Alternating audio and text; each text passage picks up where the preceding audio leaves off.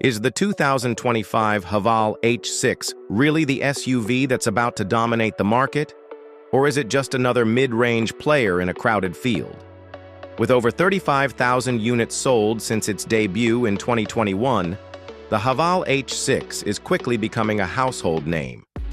Now refreshed for 2025 with sharper styling, advanced tech, and the addition of new plug-in hybrid powertrains, GWM is aiming straight at big league rivals like the Toyota RAV4 and Mazda CX-5. But in a segment packed with crowd favorites and cheap challengers, does the new H6 actually have what it takes to lead the pack? Let's break it all down, from performance to pricing, tech to practicality, and find out if the 2025 Haval H6 really deserves the title of Market Dominator. Pricing and lineup. GWM has made some interesting moves with pricing. While the base price has technically increased by $2,000 due to the removal of the entry-level premium trim, the now entry Luxe trim is actually $1,000 cheaper than before, and they're still offering discounts on run-out models of the pre-facelift Luxe, up to $3,000 off. The Luxe Hybrid is now $1,500 cheaper than the previous model, though again, that gap widens to $3,000 when you consider run-out deals. The range now includes petrol, hybrid, and plug-in hybrid variants, with prices ranging from $35,990 to $50,990 Australian dollars. For this review, our test model is the Ultra Hybrid, sitting just below the PHEV versions and bringing with it a serious feature list. Interior and technology. Step inside the updated H6 and you'll find an evolution rather than a complete redesign. One of the most noticeable changes is the gear selector, which has been moved to the steering column. Front and center is a massive 14.6-inch infotainment touchscreen, replacing the previous 10.25 and 12.3-inch units. It's paired with a thicker, sculpted steering wheel and, in our tester, a bold cream-colored interior, which looks classy but isn't the most practical for families. The new infotainment screen is big and functional, but not flawless. Despite having GWM's latest operating system, it can take time to boot up, and the graphics feel slightly less sharp than before. Wireless smartphone mirroring is available, but CarPlay can be laggy. However, it does take up the full screen, which is a luxury at this price. The wireless phone charger is now more accessible and upgraded to 50 watts. Two USB-A outlets are tucked beneath the center bridge. The 10.25-inch digital cluster looks slick but lacks customizability, and using steering wheel buttons to toggle information feels clunky. A head-up display rounds out the tech suite, impressive considering this SUV's price bracket. Unfortunately, the front seats let the experience down. Despite being wrapped in perforated and smooth leatherette and offering heating and full electric adjustment, they're too flat, too slippery, and generally uncomfortable. A rare misstep in an otherwise refined interior. On the plus side, materials are high quality throughout. There's soft touch leatherette across the dash, doors, and console, and cabin storage is abundant. Door bins are huge, the center console is deep, and there's an extra tray near your feet for phones or small items. Rear seats and cargo space. The second row is where the H6 shines. It offers excellent leg, toe, and headroom, even for tall passengers. The middle seat is usable thanks to a flat floor, and rear bench comfort is far better than in the front. In Ultra trim, passengers enjoy a panoramic sunroof, ample visibility, USB outlets, map pockets, door bins, and a center armrest with cup holders. The boot offers 560 liters of space, which expands to 1,445 liters with the seats folded flat. There's no spare wheel, but a tire repair kit is included. A powered tailgate comes standard on all trims except the petrol Luxe.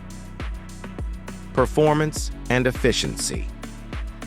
For 2025, the petrol engine has been upgraded, now producing 170 kilowatts and 380 Newton meters, up 20 kilowatts and 60 Newton meters from before.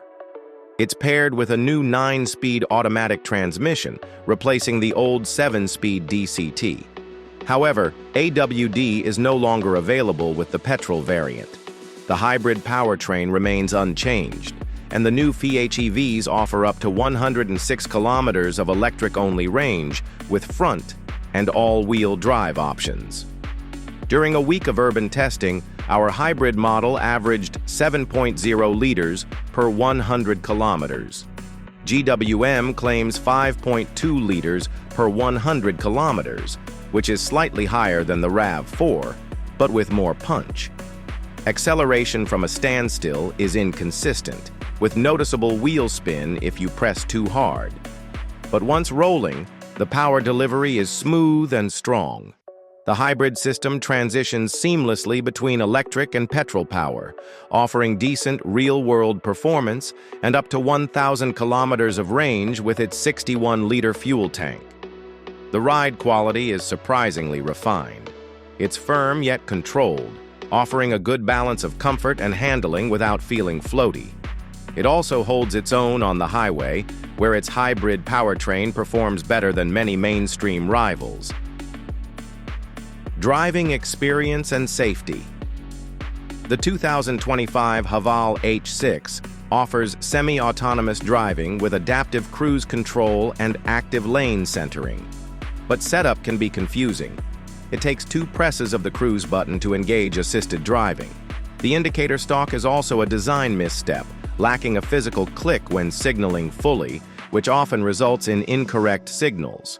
It's a small annoyance, but one that builds over time. The car is packed with driver assist features. Here's what comes standard: adaptive cruise control, autonomous emergency braking, pedestrian and cyclist detection, junction assist and intelligent turning, blind spot monitoring, driver fatigue monitoring, lane keep and emergency lane keep assist, rear cross traffic alert, surround view camera with 180-degree transparent mode, rear parking sensors, traffic sign recognition, tire pressure monitoring, 7 airbags, front parking sensors, ultra only. These systems work well overall, though the forward collision warning can be overly sensitive. The infotainment system offers extensive safety configurability, though some settings reset after restarting the car. The camera system is among the best in the segment, with high-resolution views and even self-parking capabilities. Ownership and running costs. The H6 comes with a 7-year unlimited kilometer warranty and an 8-year unlimited kilometer battery warranty. Service is every 12 months or 15,000 kilometers, with the first service at 10,000 kilometers.